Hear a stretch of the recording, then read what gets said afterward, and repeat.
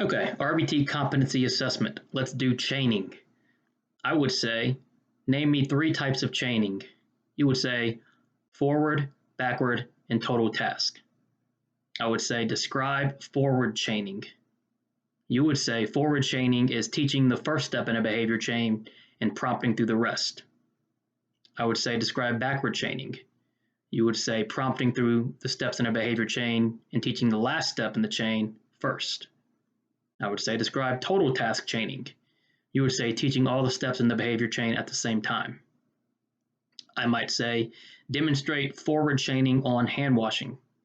What you might do is teach turning the water on, which is the first step in the chain, and then prompt all the way through to drying their hands, which is the last. Once they master turning the water on, you would teach the second step and prompt all the way through. I might say demonstrate backward chaining on hand washing.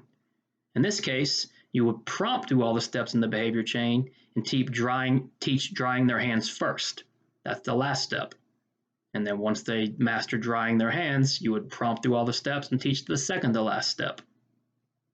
And then I would say demonstrate total task chaining on hand washing.